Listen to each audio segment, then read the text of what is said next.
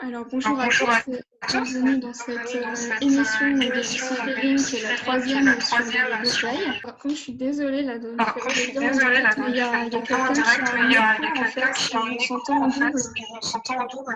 Donc je sais pas c'est qui le micro qui répercute le son, mais là on s'entend pas bien du tout. Ouais, mais c'est alors pour le coup, je pense pas que ce soit moi. Ouais, je sais pas parce que c'est un peu compliqué.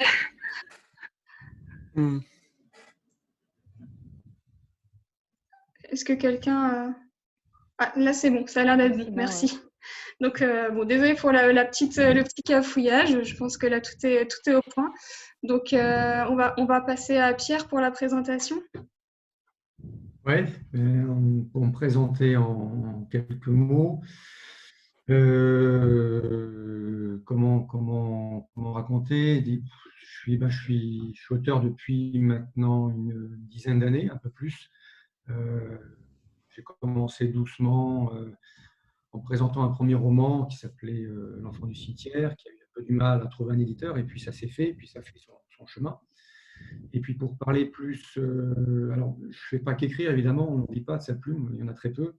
J'ai un autre travail à côté, je suis architecte. Et je pense que je suis venu à l'écriture peut-être par une forme de nostalgie. En fait, j'ai vécu toute mon enfance en Mauritanie et Côte d'Ivoire. Je suis rentré en France, j'avais 16 ans, donc j'étais un petit peu décalé. Et je me sentais un petit peu incompris. Je venais d'Afrique, c'était l'hiver, j'avais même pas de pantalon, j'arrivais en jogging, je me souviens à l'époque au lycée. Et j'ai eu un peu de mal à m'intégrer au début. Et je me suis réfugié, je pense, au début dans les jeux de rôle. J'ai rencontré quelques amis qui étaient un peu comme moi, un petit peu, on va dire, un petit peu coincés. Et on se retrouvait comme ça. Et ça m'a donné envie de lire certains ouvrages et doucement à écrire. Et ça s'est fait réellement concrétiser à partir de 2009-2010, où j'ai eu mes premières publications. Et puis notamment un peu plus tard, en 2011-2012, avec les éditions Luciférine, pour une anthologie sur Edgar Poe qui s'appelait Nouvelle Poe. C'est comme ça qu'on s'est rencontrés. Et puis depuis, j'écris des choses assez variées, allant de l'horreur au fantastique, à la fantaisie. J'écris aussi du polar, donc j'ai 6 romans à mon actif et 2 recueils de nouvelles, et puis plusieurs choses voilà, qui vont arriver. Voilà pour un peu vous résumer un peu mon parcours. Merci Pierre, et effectivement, tu es un peu le plus ancien de la bande présente, et même d'ailleurs, je crois que vous trois, vous êtes les publiés pour la première fois au Luciférine. D'ailleurs, Juliette, je crois que c'est ta toute première publication. Oui, c'est vrai. Voilà. Tu peux te représenter un petit peu parce que là, on t'entend bien cette fois. Oui, je sais plus trop quoi dire du coup. Disons qu'on t'a pas entendu très bien. Ah, vous m'avez pas entendu, donc je recommence. Tant mieux. Bon, donc moi, je suis scénariste à la base plutôt. Enfin, j'ai une formation de scénariste, donc j'ai surtout écrit des courts-métrages et un long-métrage. C'était la première fois que je me remettais à la nouvelle. En fait, j'en faisais quand j'étais adolescente, mais pas depuis un moment. Et voilà, j'aime bien écrire de l'horreur parfois, mais c'était pas non plus mon habitude première. Merci Juliette. Johan? Oui, alors moi je suis venu à l'écriture par la maison d'édition Le Grimoire, que je suivais depuis des années. Et un jour, j'ai vu passer sur leur page Facebook un appel à texte. C'est la première fois que j'en voyais un, je ne savais même pas que ça existait. Et j'adorais la maison d'édition, ce qu'ils faisaient. Je me suis dit que j'allais essayer. J'ai essayé, j'ai pas été pris. L'année d'après, ils ont recommencé.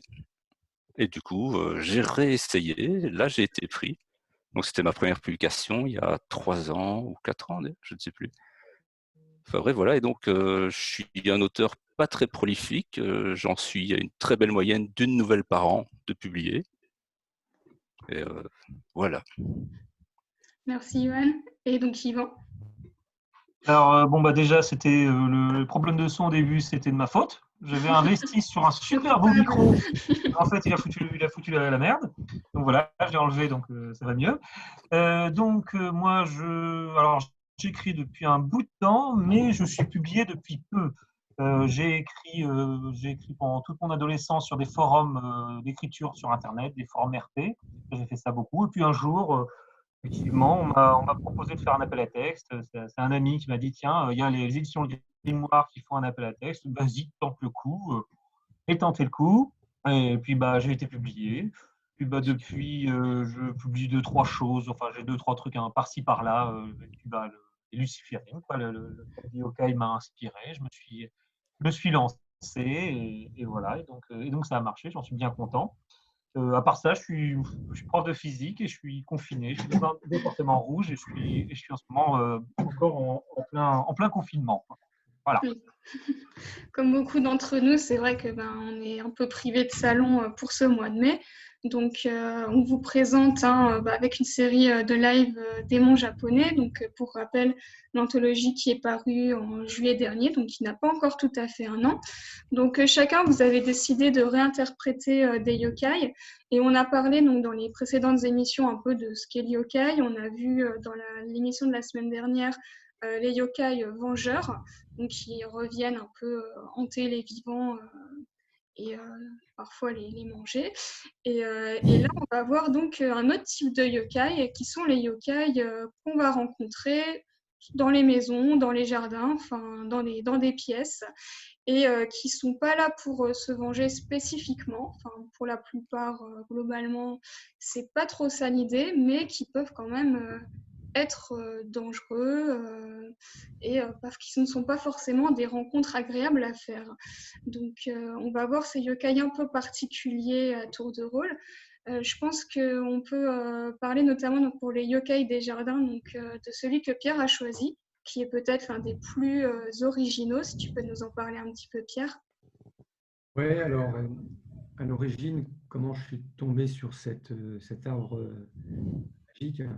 Donc, on parle donc d'un yokai qui est un arbre, pour précision. C'est un arbre, tout à fait. C'est le Jimenju, c'est un arbre très particulier. En fait, à la base, je suis tombé dessus. Je suis pas, on va dire, je suis pas un très grand connaisseur des démons japonais. Donc, j'ai fait quelques recherches et j'ai vu qu'il y avait, je sais plus, 400 ou 500 yokai. J'étais un peu halluciné. Et effectivement, c'est vraiment extrêmement riche. Et j'ai un petit peu cherché, puis je suis tombé sur cet arbre. Je sais pas, je me dis, tiens, il y a peut-être quelque chose à faire. Et je me dis, tiens, je prends quelque chose qui n'est pas évident à la base. Parce que parler de créer une histoire autour d'un arbre, c'est pas quelque chose de très, comme ça, premier abord, très, très mouvementé. Donc, je me dis, il y a peut-être quelque chose à creuser. Et donc, en fait, c'est un arbre, le Jimenju, c'est un arbre qui trouve ses origines donc, japonaises, mais qu'on retrouve également en Chine aussi. Et on a très peu d'infos sur cet arbre. Quand j'ai cherché, je n'avais pas grand-chose. Je me suis dit, merde, là, c'est je crois, japonais au XVIIIe siècle. Et puis en cherchant, on se rend compte que cet arbre a été rencontré. Et je crois qu'Alexandre le Grand aussi en parle un petit peu quand il part en Perse. Il parle d'un arbre, je ne sais plus, d'un arbre qui a des particularités. On le retrouve un peu partout et surtout aujourd'hui, enfin, il est peu développé, on n'en parle pas tant que ça, mais on le retrouve dans des épisodes de Pokémon, un épisode de Pokémon, et dans un jeu Dans des vidéo. créatures de Pokémon, notamment le noix de coco, puisque c'est un arbre qui a des fruits, enfin qui a des fruits qui ont des visages en fait. Voilà. Et il y a également dans un jeu vidéo Castlevania, donc c'est pratiquement les seules interventions de cet arbre particulier. Donc il y avait très peu de choses, mais en même temps il y avait matière à creuser et apporter peut-être quelque chose de nouveau. Et donc c'est un arbre qui a la particularité d'avoir des fruits rouges, des fruits rouges, de porter des fruits très particuliers qui ont cette particularité d'avoir l'apparence de visage. Mais tiens, c'est quand même intéressant. Et donc, j'ai brodé l'histoire autour de cette étrangeté. Voilà, j'en parlerai peut-être un peu plus tard après, mais je ne veux pas non plus trop en révéler, mais voilà, c'est mieux comme ça, quoi. Alors, pour précision, c'est vrai que le Jimenju, c'est un arbre qui n'est pas très présent, on va dire, dans la fiction japonaise en général, mais c'est un motif qui est quand même connu des Japonais, puisqu'effectivement, on retrouve donc cette image de l'arbre à visage dans des créatures donc du jeu vidéo Pokémon. Et je l'avais vu dans un ancien manga aussi, quand tu m'as proposé ta nouvelle, justement, ça m'est revenu en tête tout de suite. Et c'était dans un manga qui s'appelait Sayuki, qui est autour des yokai justement. Et en fait, chaque épisode, il rencontre un yokai différent. Donc, c'est pas vraiment nommé, mais on a effectivement un épisode sur une histoire horrifique où on a un arbre qui prend les visages en fait de ceux qui le capturent. Donc, on ne sait pas vraiment le mythe en soi du Jinmenju, mais cette idée de l'arbre qui capture les gens et dont les visages des victimes en fait se matérialisent dans les fruits, c'est présent dans la culture japonaise et ils savent ce que c'est, on va dire. Voilà. Et on imagine bien que c'est... Oui. En fait, moi, ce que je veux dire, c'est que c'est une créature qui peut, a priori, comme ça, inoffensive, qui ne cherche pas, on va dire, querelle. Après, c'est un arbre qui peut être un petit peu vengeur si on vient un petit peu l'embêter. Et c'est ce que je raconte dans mon histoire. Il se passe des choses un petit peu cruelles sur la fin que je laisserai découvrir aux personnes qui ne l'ont pas lu. Voilà. Oui. Oui, voilà. Après, comme je vois dans les commentaires de Jean-Pierre Maguin, effectivement, on pense aussi à l'arbre visage dans Pocahontas. Donc, il y a vraiment, c'est le motif un peu de l'arbre magique, on peut dire, qui se retrouve dans un certain nombre de cultures. Et donc, on a un beau motif pour une histoire un peu inquiétante. Et comme beaucoup de yokai, si on ne l'approche pas, a priori, on n'a pas de problème. Mais il vaut mieux pas trop l'embêter. Donc, en parlant d'ailleurs de cette thématique-là, on peut parler du yokai particulier de Yohan, qui n'est pas forcément un yokai agressif, mais qui peut aussi causer quelques problèmes. Oui, c'est ça. Moi, c'est l'Akaname, qu'on peut traduire assez littéralement par lécheur de crasse ou lécheur de saleté. Donc, c'est un humanoïde de plus ou moins 1 mètre.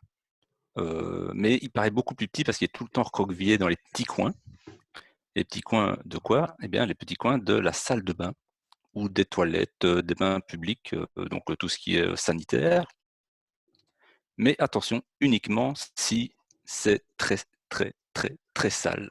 Donc, si votre salle de bain est dégueulasse, il y a de grandes chances qu'un Akaname puisse s'y réfugier. D'ailleurs, on dit qu'il naît de la crasse qui le nourrit. Et donc, c'est pour ça qu'au niveau de sa peau, il peut avoir des couleurs très différentes, du vert foncé de la moisissure jusqu'au rose violacé des escarres.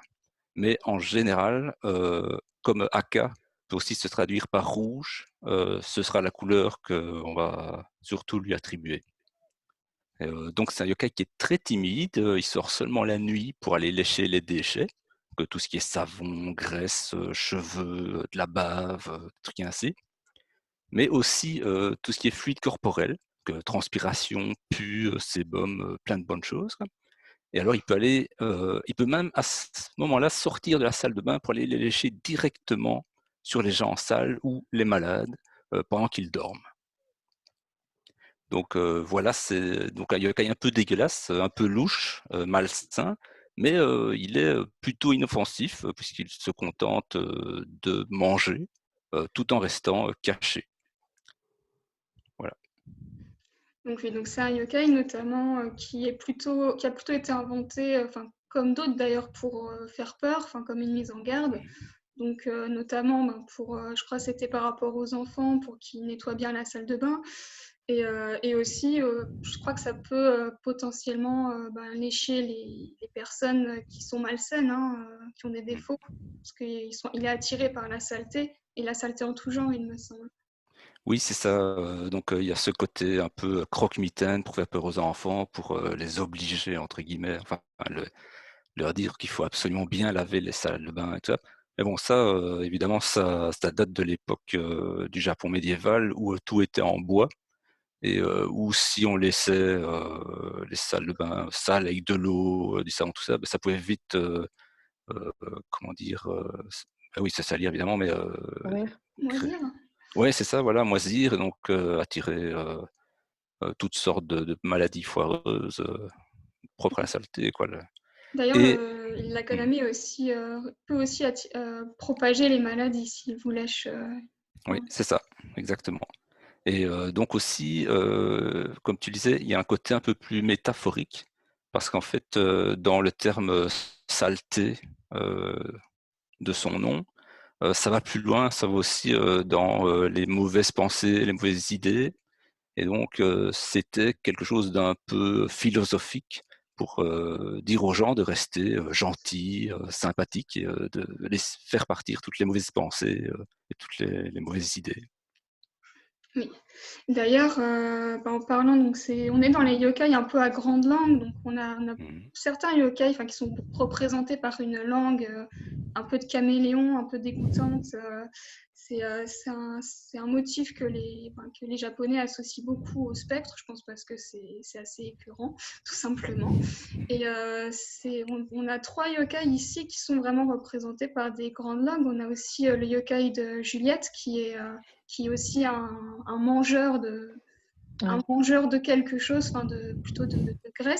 Est-ce que tu peux nous expliquer quel genre Ouais, de alors yokai à grande langue on a avec toi? donc avec moi, c'est la Borea Kago. Donc c'est un fantôme enfin, c'est un petit monstre qui a plusieurs formes. Il peut à la fois être une boule de feu, notamment quand il se déplace, il est vu comme une boule de feu. Et quand il prend une forme, enfin, quand il se manifeste dans les maisons, il ressemble à un petit enfant. Et en fait, c'est un voleur, initialement d'huile. Il vient lécher les fonds d'huile des lampes à huile. Donc effectivement, ça date aussi, hein, c'était pas... Et, en fait, il n'est pas forcément dangereux, sauf si on le touche parce qu'il peut être brûlant. Donc il faut éviter de le toucher. Mais initialement, ça a été plutôt vu comme une espèce de façon de punir les gens qui volaient l'huile, puisqu'à l'époque, c'était précieux. Et donc ça a pris cette forme-là. Puis Et d'ailleurs, donc, s'ils veulent effectivement, il a une l'huile, grande langue. On les s'ils veulent retrouve au l'huile, reste. d'ailleurs, ils plongent, à l'époque, justement, comme on s'éclairait de cette manière, ils plongent les gens dans le noir. Donc, Ouais. on voit le côté inquiétant derrière, parce que pour nous, ça peut ne pas paraître inquiétant du tout, mais dans un Japon médiéval, on n'a pas forcément envie qu'un yokai arrive et éteigne toutes les lumières à cause de son appétit pour l'huile. Ouais, voilà. Puis en plus, si on est modeste et qu'on n'en a pas beaucoup, ça complique les choses, quoi. Voilà.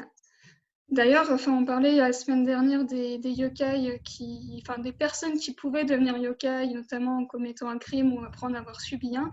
Et la Bura Akago peut en fait être un voleur d'huile Ouais, qui s'est tout transformé à fait. pour être puni en yokai qui va tout le temps avoir envie de manger de l'huile parce que voler c'est mal. Et donc Oui, voilà, il y avait toute une punition du vol dans le yokai, parce que notamment, ils volaient c'était surtout pour ceux qui volaient l'huile dans les temples. Il y avait beaucoup, les endroits où c'était le plus éclairé, en fait, c'était les temples. Donc les premiers vols, c'était des vols sacrés, en fait, enfin sacrilèges. Donc il y a effectivement une vision punitive. Et donc, on a surtout des yokai vraiment qui sont ancrés un peu quand on disait dans la maison, mais plutôt dans les maisons anciennes, hein. Et c'est aussi le cas donc du du Tenjo Kudari d'Ivan. On a un yokai particulier aussi, qui hante les plafonds et qui vient aussi de tradition médiévale. Donc, si tu peux nous en parler un petit peu. Alors oui, le Tenjo-Kudari donc, est associé au plafond. Apparemment, au Japon, le plafond, ça leur fout vraiment la trouille. Ils ont vraiment, vraiment peur. Les enfants ont vraiment peur de ce qui peut sortir du plafond. Et c'est amusant de voir que il y a une certaine tradition qui a perdurée jusqu'aujourd'hui.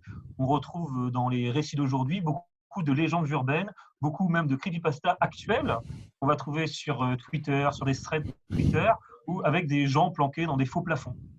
Ça, c'est un truc qu'on retrouve beaucoup. Et donc, le Tenjo Kudari, c'est plus un yokai farceur. apparemment, comme il a été décrit au XIXe siècle, c'est un peu un yokai farceur. C'est à la forme d'une vieille dame enfin, décharnée, assez affreuse, avec des cheveux très très longs, une langue démesurée, qui sort du faux plafond comme ça pour effrayer les gens.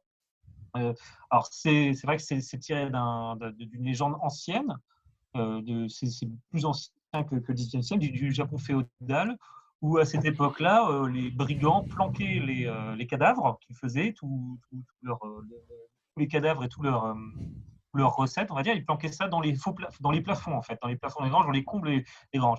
Et donc là-dedans, ça marinait. Il y avait des yokai qui se formaient, il y avait des démons qui se formaient, et ça, voilà, on en a sorti un Tenjoku Dari comme ça. Et à cette époque-là, le démon qui hantait le plafond était beaucoup plus méchant que celui décrit au XVIIIe siècle, parce qu'il était plus un Onryo, c'est-à-dire vraiment un démon vengeur qui avait tendance à venger toute la famille, tous les cadavres qui étaient là, et à dévorer les passants. En fait. Il ne fallait pas aller se promener dans des auberges désaffectées, il ne fallait pas aller se promener dans la nuit dans une auberge désaffectée en se disant je vais trouver du couvert ici. Il peut y avoir ce Tenjoku Dari-là qui vous dévore pendant votre sommeil d'un coup. Mais bon, celui que j'ai décrit apparemment est assez inoffensif. Je suis parti sur une base assez inoffensive, mais je pense, moi, j'ai choisi parce que je me disais qu'il me ferait très peur. Si un jour je croisais un Tenjoku Dari dans ma chambre, je crois que j'aurais vraiment la trouille. Peut-être plus qu'un démon qui bouffait la saleté de ma salle de bain. Je crois que celui-là, il me ferait vraiment très très peur. C'est pour ça que j'ai choisi. Voilà.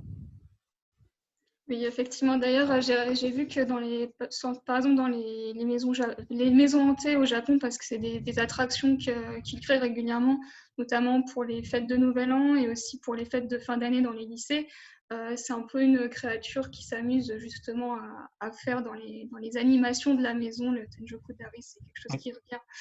Et effectivement, dans les plus anciennes versions, il y a un peu l'idée des victimes, des voleurs qui sont un peu dont le corps a été coincé au plafond et qui vont hanter la pièce en dessous. Donc, c'est pas très très, on va dire, sympathique. D'ailleurs, pour revenir un peu sur les adaptations, puisqu'on a à chaque fois donc, des yokai un peu particuliers et pour l'essentiel adaptés, donc qui viennent de contextes anciens, si vous pouvez un peu parler de la manière dont vous avez décidé de les réinsérer donc, dans un contexte plus moderne. On va reprendre avec toi, Pierre. Ouais. Moi, j'ai resitué le Jibanju à notre époque, où en fait, pour raconter le début, c'est en fait un garçon qui est un petit peu le souffre-douleur d'un groupe de sa classe, qui le persécute régulièrement et qui en a un petit peu marre. Donc, il se trouve en fait qu'il est un petit peu isolé. Il se retrouve à la récré tout seul, il se balade dans la cour de l'école, jusqu'au jour où il va subir un piège que vont lui tendre en fait, ce petit groupe de garçons qui passent leur temps à l'embêter. Et il va se retrouver puni et il va être obligé de nettoyer. En fait, il y a un beau jardin au centre de l'école, un beau jardin japonais. Il va être puni et devra être le week-end de corvée pour nettoyer ce beau jardin. Et il va être accueilli par un monsieur un peu étrange, un vieux monsieur avec des cheveux blancs qui va lui dire ce qu'il doit faire. Et il est assez énigmatique. D'ailleurs, il ne dira jamais son nom. Et il va être amené à s'occuper de ce jardin et il va rencontrer cet arbre, le Jibanju. Il va être extrêmement étonné. Il va voir ces fameux fruits rouges. Et il va commencer à entendre on lui parle, il va se retourner, et puis il va comprendre finalement que c'est les fruits de l'arbre qui lui parlent, qui lui posaient question. Donc il a très peur, évidemment, et puis le monsieur lui dit « Mais non, tu risques rien, écoute, si tu respectes l'arbre, il ne t'arrivera pas grand-chose. » Voilà. Et puis quand il revient à l'école, il a travaillé tout le week-end, il a été un peu fatigué de sa tâche et finalement il finit par s'endormir et il se fait encore avoir par la maîtresse qui va l'envoyer encore chez le directeur, il va être encore à nouveau puni, etc. Jusqu'à un moment donné où, se retrouvant dans son refuge, ses camarades de classe, je devrais dire ses souffres-douleurs, ses bourreaux vont découvrir un petit peu sa planque comment dire, de tranquillité et vont découvrir cet arbre. Et il va se passer tout un tas de choses parce qu'évidemment, comme ce sont des mauvais garçons, ils vont embêter ce jeune garçon et aussi de moquer de là et porter atteinte. Donc là, je ne peux pas trop plus en dire. Donc voilà un peu pour vous dire les choses. Et quelque part, je me suis un peu inspiré dans l'histoire un peu de mon vécu. Comme je le disais tout à l'heure, et un petit peu, je me suis un peu retrouvé dans la description de ce garçon et de certains personnages d'enfants un peu, on va dire, un peu agressifs. Donc c'est un peu, voilà, c'est un peu comme ça que j'ai construit mon histoire. Voilà. Merci Pierre. Donc là, on a effectivement un yokai qui n'est pas forcément méchant, mais qui peut, on va dire, avoir un comportement qui va varier selon les personnages qu'il va croiser. Yoann, toi, tu as décidé d'aborder ça de façon plus humoristique, puisqu'effectivement, comme l'a dit Yvan, c'est pas le plus effrayant soit des yokai, mais ça n'a pas été ton choix d'être dans la terreur vraiment pour cette nouvelle. Si tu peux nous en parler un petit peu. Oui, non, en effet. En fait, moi, ce qui m'a vraiment frappé quand j'ai fait les recherches sur les yokai, c'est qu'ils me semblaient vraiment appartenir à un passé assez lointain. Donc tout ce fameux Japon médiéval. Et je trouvais que ça faisait vraiment, il y avait moyen de faire un vrai décalage entre ça et notre époque actuelle. Donc tout ce côté un peu merveilleux où on croit que parce que ta salle de bain est sale, ouh là, il y aura peut-être un petit monstre dedans. Enfin, ça me paraissait complètement dépassé, désuet, un truc. Et donc j'ai voulu l'ancrer dans un contexte beaucoup plus concret, quelque chose déjà une modernité, comment dire, réaliste, parce que nous on a quand même pas mal perdu ce rapport au merveilleux. Et pour aller encore plus loin, je me suis dit il faut absolument en faire une histoire policière, parce que la police, s'il y a bien quelque chose de concret, des gens qui demandent des preuves, qui demandent oui, c'est ça quoi, des gens qui veulent vraiment des faits bien concrets, de la réalité, des preuves qu'on peut présenter devant un tribunal et ça. Et donc je me suis dit qu'il y avait là, il y avait vraiment moyen de faire un décalage à ce niveau-là, quoi. Et donc c'est comme ça que j'ai voulu jouer sur l'histoire. Donc j'ai pas vraiment modernisé en soi la légende de la Kaname. Donc ça reste un petit personnage qui vit dans les salles de bain et qui bouffe la crasse. Mais je voulais faire la différence entre ce côté merveilleux et le concret. Voilà, donc il y a vraiment ce décalage entre le personnage, donc qui vient vraiment du monde moderne, donc qui parle d'un appartement tout à fait moderne qui serait hanté donc, par une créature étrange, qu'elle ne n'identifie même pas comme vraiment, enfin, qu'elle ne sait pas ce que c'est en fait. Hein, il y a toujours, on ne sait pas vraiment ce que c'est, on ne le voit pas non plus, mais elle constate qu'il se passe quelque chose d'étrange dans sa salle de bain. Elle le voit à un Oui, elle moment. le voit. Elle le voit. Et oui aussi, ce qui m'intéressait, c'était de montrer cette femme-là qui, elle le voit, y croit quand même, puisqu'elle l'a vu, elle sent qu'il se passe des choses. Et à chaque fois qu'il se passe quelque chose dans cette salle de bain, elle le relie à son yokai, enfin à son petit monstre. Et à côté de ça, tous les gens qu'elle croise, il n'y a personne pour la croire, quoi.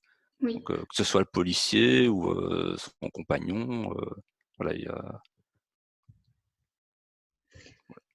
Voilà. Et d'ailleurs, donc pour les yokai un peu, on va dire, qui prennent une apparence un peu farceuse et qui doivent s'adapter, on va dire, à un contexte moderne, même si leur propriété les rend assez désuets. On a aussi Juliette qui a dû faire une adaptation également assez originale et particulière pour justifier la présence et la nuisance d'une petite créature qui lèche les lampes à huile de nos jours. Oui, en fait, quand j'ai choisi le yokai, en fait, j'ai regardé, je pense que j'ai fait un peu comme tout le monde, j'ai regardé une liste avec tous les yokai. Et, Et il n'y avait rien qui m'inspirait vraiment, mais le seul que j'ai retenu, enfin, qui m'inspirait quelque chose directement, parce qu'il y en a qui sont très connus, du coup, on a l'habitude de les voir, donc j'avais pas de. Et en fait, j'ai retenu juste Laboura Kago parce qu'il y avait une ligne qui disait que c'était un petit enfant qui léchait de l'huile. Et ça m'a paru un peu absurde. Après, j'ai cherché, j'ai compris la signification de l'huile, tout ça. Mais surtout, je me suis dit, bah mince, on n'a plus de lampe à huile, enfin, c'est plus du tout actuel. Et donc, j'ai cherché d'autres sources de graisse. Et c'est pour ça que du coup, la nouvelle s'appelle le fond des casseroles, parce que je me suis dit, la nourriture japonaise est très, très frite. Donc, il y a beaucoup d'huile généralement dans les cuisines. Donc, ça peut être une nouvelle utilisation. Et je sais pas, le sébum de la peau, quoi. Donc, il n'est pas méchant. C'est plutôt l'utilisation que va en faire l'héroïne. Mais c'est un peu risqué. Et c'est un peu dégueulasse. Bon, voilà. Du coup, Voilà, l'héroïne qui est une adolescente, justement, donc il y a des problèmes d'acné, ouais. d'où le, Donc, d'où le c'est côté peu meilleur ragoûtant de la chose. c'est meilleur qu'un peeling chimique. Voilà. Voilà. Il ne faut pas en abuser. Il ne faut pas en abuser, puisqu'effectivement, au bout d'un moment, ça commence à attaquer sérieusement la peau, hein, si on retire toute la graisse, n'est-ce pas? Voilà. Donc c'est une histoire un peu humoristique qui va virer peu à peu dans l'horreur, hein, si on veut. Enfin, voilà. Et donc là, pareil, on a un peu un yokai qui, à la base, peut presque aider, mais qui ne va pas aider. Ouais, la base, en plus, il n'est pas du tout. Enfin, la façon dont je l'ai traité, il est plutôt gentil, quoi. Il vient juste une fois de temps en temps. Et c'est vraiment l'héroïne qui se l'approprie et qui l'attire expressément parce qu'elle est contente de ne plus avoir de boutons. Mais, elle prend son pouvoir en quelque sorte. Ouais. Voilà. Et donc dans les yokai, on a aussi donc, celui d'Ivan qui, comme Yon également, mais pour un autre aspect, a décidé de mêler le concret et le côté enquête à sa nouvelle également. Eh ben oui, c'est ça. Donc, ayant vu que le yokai qui m'intéressait était plutôt inoffensif, voilà, qui faisait juste farceur un peu peur, j'ai décidé de changer un petit peu, de l'adapter un petit peu, d'en faire une sorte de pity. Voilà, avec une sorte de culte autour, peut-être une fumerie d'opium, on ne sait pas. Et donc, j'ai décidé de centrer ça. Alors, j'ai changé de continent, je suis parti à New York avec des protagonistes qui ne sont pas japonais du tout. Par contre, deux enquêteurs qui débarquent dans une chambre avec une femme morte sur le sol et qui devait être suspendue au plafond avec gravé sur la porte Tenjoku Dari. Et une enquête donc sur ça, sur qu'est-ce qui est arrivé à cette femme-là, comment elle s'est retrouvée là, comment on arrive à ça. Et effectivement, comme pour Joanne, il y a cette idée des gens qui sont concrets, qui sont dans la réalité et qui ont du mal avec le fantastique, évidemment, comme des gens normaux, quoi. Et on a le fameux syndrome de Dana Scully, c'est-à-dire on est face à quelque chose de formidable, d'extraordinaire, et pourtant on refuse d'y croire. Et en fait, la première partie de la nouvelle, c'est la découverte du corps. Et après, toute la deuxième partie, quasiment tout le reste de la nouvelle, c'est juste des enregistrements audio. Enregistrements audio du personnage principal. On ne sait pas trop pourquoi elle fait ça au départ. Et on entend simplement la radio où elle parle avec sa fille. Et voilà. C'est surtout en fait des dialogues avec sa fille quand elle est chez elle et raconte un petit peu de son point de vue comment évolue l'enquête par rapport à cette vieille sorcière japonaise. Je ne sais pas si je vous en révèle plus, mais voilà, pour avoir la finale où en fait, on a toute une histoire de transformation. Notre protagoniste qui, on va dire, s'implique de plus en plus dans cette histoire, autant psychologiquement que physiquement. Voilà. Oui. C'est vrai que c'est un peu difficile d'en parler en soi, puisqu'on peut dire que ta nouvelle est vraiment d'ailleurs dans le fantastique traditionnel. dans le sens où on a plus que pour les autres, je pense, cette notion de on ne sait pas. Enfin, on ne sait pas si la personne est dans la réalité ou si elle est ailleurs. Oui, oui, bah c'est ça, oui. J'ai pris, pour répondre à l'appel à texte, j'ai pris mon dictionnaire, j'ai regardé la Fantastique, et puis je me suis dit, bon, il faut que je coche les cases. Donc voilà, on va faire comme ça. Et évidemment, bah, il y a le twist final qui fait qu'à la fin, on ne peut pas savoir. On ne peut pas trop savoir, et c'est l'objectif du truc, quoi. C'est pas savoir est-ce que c'était vraiment un démon ou pas du tout, est-ce que c'était juste un culte, est-ce que c'était. Bon, il y a peu moyen de le savoir, et c'est ce qui est le plus intéressant, à vrai dire, je trouve. Dans ce contexte-là, avec une enquête policière, je trouvais ça intéressant, en tout cas, de faire ça, de sortir sur un point d'interrogation, de ne pas savoir si tout ce qu'elle a vu, est-ce que c'est du lard, est-ce que c'est du cochon, ce qu'elle a vu, est-ce qu'elle a vraiment baigné, est-ce qu'elle a vraiment été en contact avec un démon japonais, ou alors c'est juste un délire, bon, voilà, juste une folie. D'ailleurs, c'est un peu le cas aussi avec la nouvelle de Johan, justement, où on est libre de croire ou pas, enfin, d'être du côté de celle qui témoigne ou du policier qui se dit qui c'est cette cinglée, hein, qui me raconte des histoires complètement bizarres. Ouais, c'est ça. Je voulais aussi terminer sur cette pointe-là, où on pouvait vraiment choisir.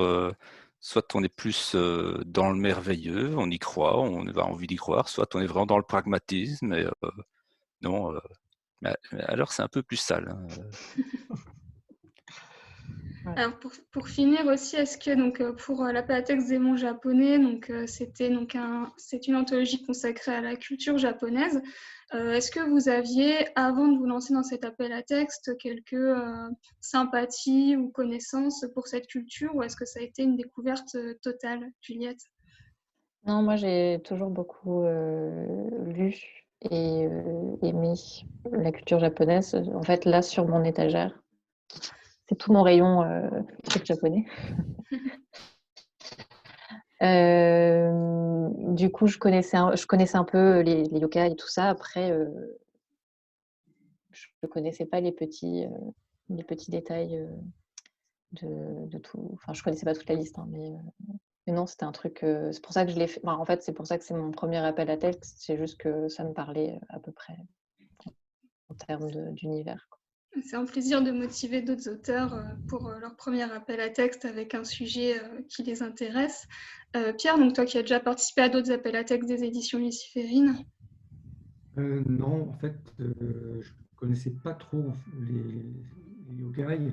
J'ai découvert avec la latex, c'était pour moi un challenge. Mais en y réfléchissant, je me suis dit inconsciemment, si j'ai pris cet art, le Jimenju, je pense que ça renvoie un peu à notre un peu inconscient, imaginaire collectif et occidental. Quand on y réfléchit bien, on le retrouve dans pas mal de contes contemporains. On retrouve notamment, vous avez les zen, par exemple, dans le Seigneur des Anneaux. Quelque part, ce sont des arbres, effectivement, qui ont certains pouvoirs, qui sont assez, qui ont leur particularité aussi.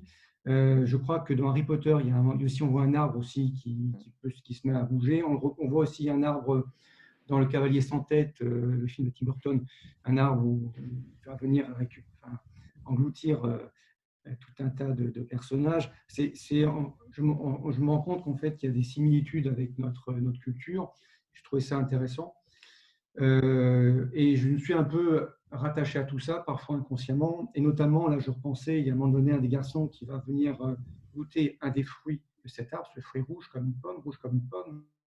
Et ça renvoie au jardin d'Éden avec Adam. Voilà, ça renvoie aussi un peu à ça. Et donc voilà. Mais pour résumer, effectivement, je n'avais pas une grande culture sur les démons japonais.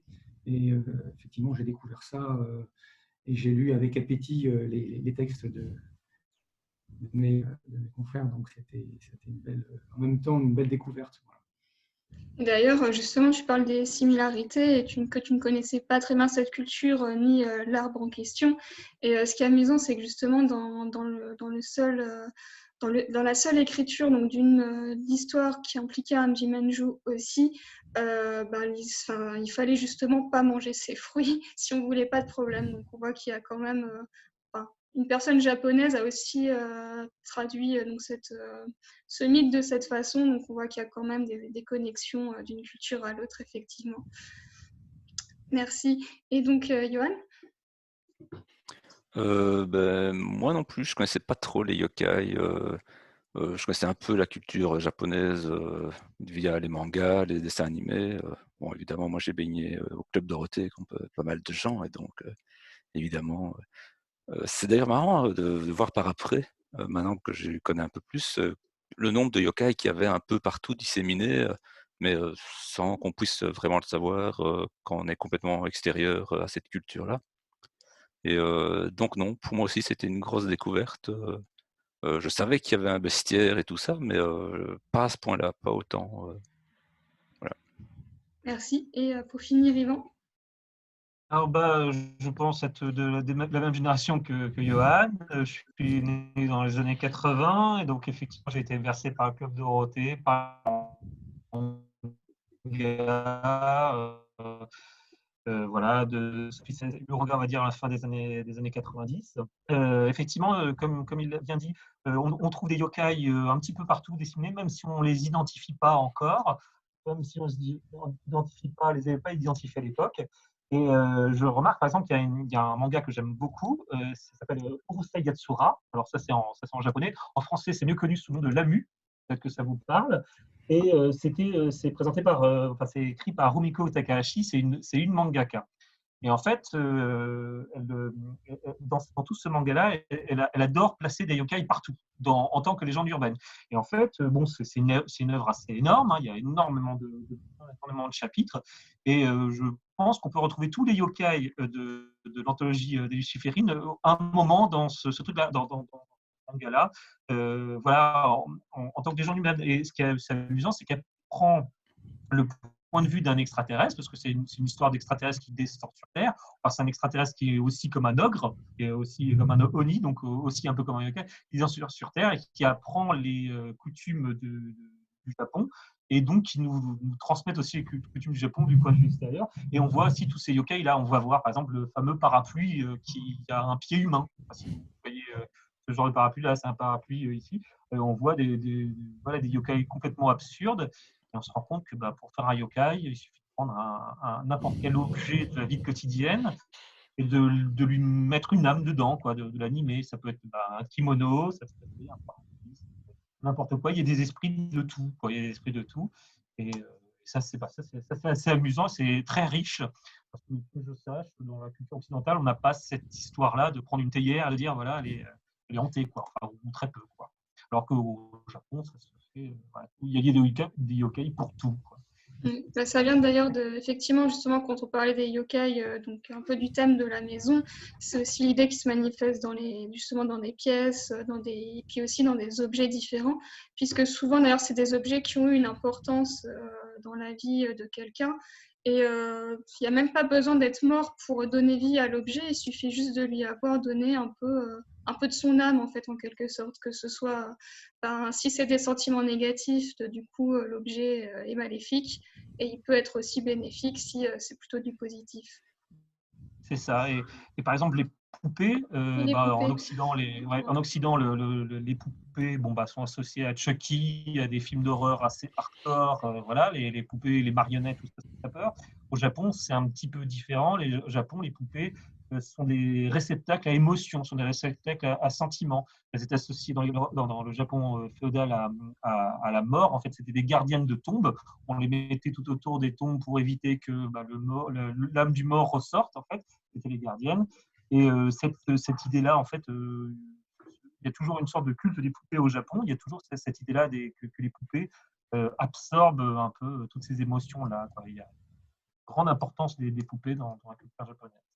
Précisons très différente de chez nous, quoi. Oui, précisons que d'ailleurs, c'est des poupées rituelles, hein, c'est pas des poupées pour jouer. Hein, ils ont toute une culture de la poupée rituelle qui sont exposées sur des hôtels.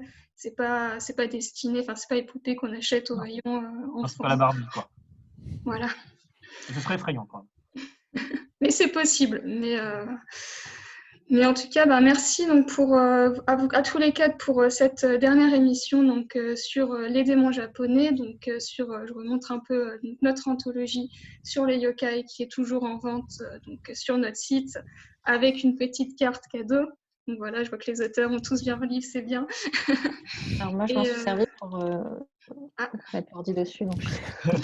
Pas de souci. Pas de souci. Donc voilà, donc n'hésitez pas hein, si vous voulez retrouver ces histoires à les regarder sur notre site. On vous remercie d'avoir suivi ce live. N'hésitez pas aussi à jeter un coup d'œil aux deux autres sur le même sujet. Et on vous retrouve prochainement pour d'autres aventures avec les éditions Luciférine, d'autres sujets, d'autres découvertes. Et puis à bientôt et peut-être à la semaine prochaine. Merci, au revoir. Au revoir. Merci, au revoir. Salut.